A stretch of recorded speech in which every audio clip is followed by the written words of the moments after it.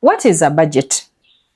A budget is where you plan the things that you will spend on and the things that will give you money, okay?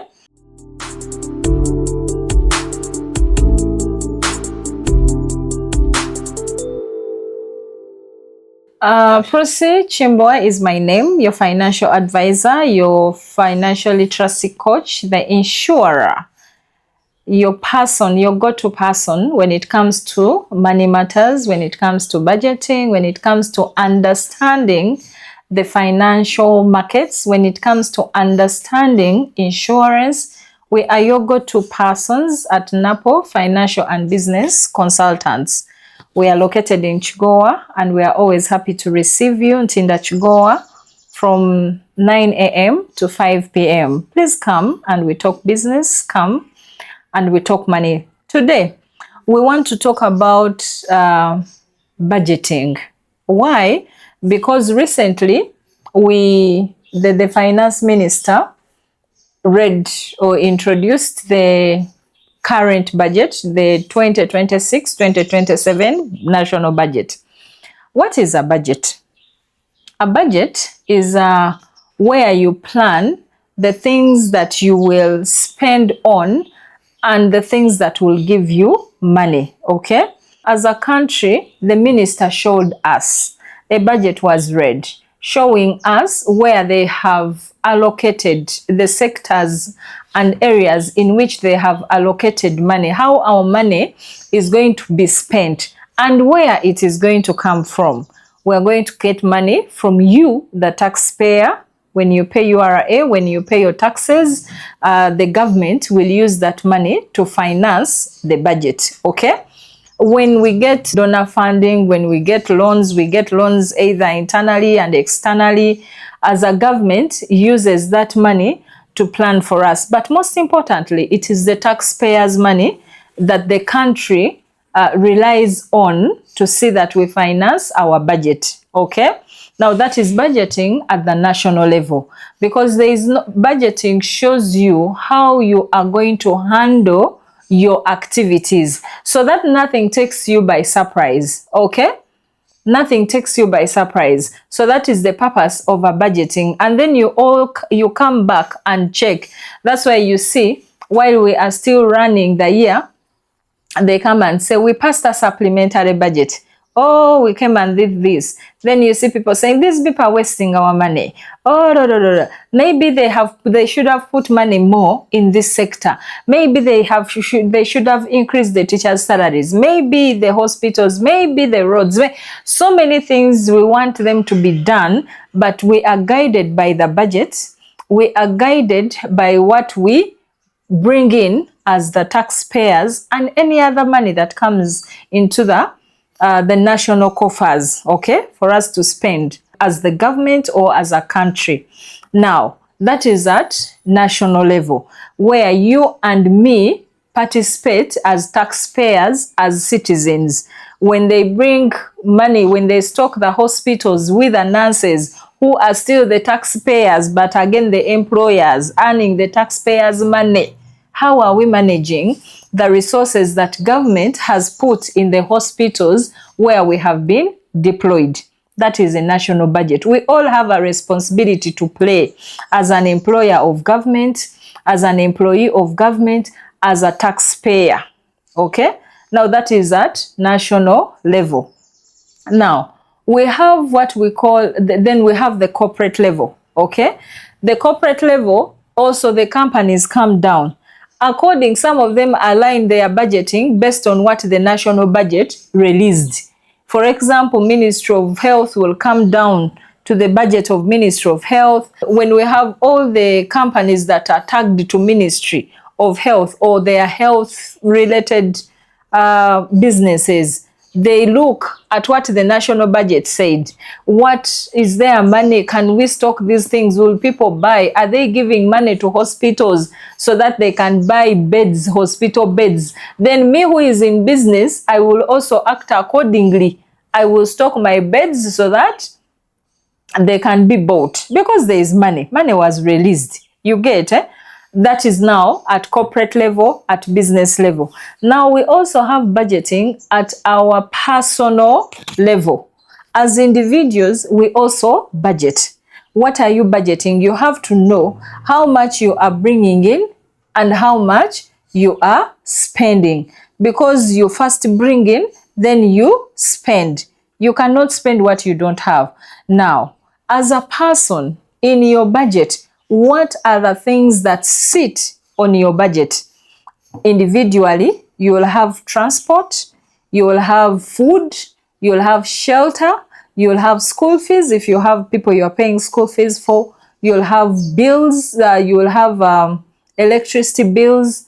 If you're a person who likes a good life, every weekend you want to hang out with your boys, with the girls, you have some money set aside for that activity. It's a budget. You do, and you say that me, when I go out, I don't spend more than this money. Otherwise, if you do not have a budget, you'll end up spending each and everything. I know people who go to bars and they leave 2 million, okay, in the bar. And my question is, did they actually plan to leave 2 million in the bar? Most of them, no. But out of excitement, out of you end up spending 2 million. And then you go back and your month starts on a zero. By the 15th date of the month, you have zero balance. Okay? You have zero balance, and then you start the borrowing cycle. By the time the next salary comes, you are paying the debt, and then again you borrow to run that. So you run a life like that because you don't have what? A personal budget. Now, in also as an individual, the budgets and the things that we plan to do, regardless of how much you earn, even if you earn 300,000, please put a 50,000, a 30,000, which is 10%, 60,000, because we are taught that you first save 20% of your money. 20% of 300,000 is 60,000. I'm using 300,000 because it is the lowest wage in Uganda. Okay? It is the lowest wage. You get that money and save it. As you keep growing in your earnings, you also keep growing your savings. Because when you don't save, you will not have something to save you when you need to be saved financially. Okay? So in the budget that you draw, when you have school fees, you have food, you have shelter, you have transport, you have haircut, you have hair dressing for us the ladies, you have your nails to do, you have all those things. Okay, you put them down, you know. Normally this month I will spend this money, and in this budget I also have a savings plan. Otherwise, the rest of the things are taking away money from you. Even if you have a business and you keep injecting money in it, it is also taking money away from you. Though we know that money will either return or not even return. What you have saved is what will do what? Will save you. What you have saved is what will save you. So as you draw your personal budget, what I'm trying to teach us today, that if a country can draw a budget for each and every coin that they receive, they draw a budget on how they will spend it. How about you as an individual? How about you at individual level? You need to draw a budget, and in that budget, please include a saving plan. If you want to start up one, please, you can contact us. You can come and we talk more about saving. Where can you save? How can you save? How best can you do it so that you achieve that goal of not becoming a beggar, but relying on your saved money to save yourself, to grow your businesses, to expand your empire, to inject in your projects, to take your children to school, to support them in any way that you desire through the savings that you have. When you save, you are able to invest. You save, you invest, then you are running away from the money lender. You are running away from the bank to borrow you money at a very high interest rate. We can save in so many ways. and then we achieve that goal as a person. Thank you so much, and I would like to hear from you. What are you doing in terms of your budgeting as a person? What are you doing? I would wish to see or to hear what people are doing in terms of saving their lives, in terms of planning for their retirement, planning for their projects, planning for their children's education, and also as a business, because this business that you have, you want it to grow, okay? But then if you do not save money to expand your business, it will not grow. Because let me give an example of a studio, okay? You can have your studio space and you do a quick analysis and you say, if I can get this equipment, and you do a quick math and it requires you to have 50 million, you will not get that 50 million at a go. Every day as a business, you have expenses, you have salaries to pay, you have rent to pay, you have water, electricity, you have taxes to pay, you have so many things to pay. Sometimes you even have a loan to repay, because maybe you started the business with a loan, or along the way you took a loan. So for you to expand without taking out another loan, please save that money. As a business, you can save so that you expand your business gradually.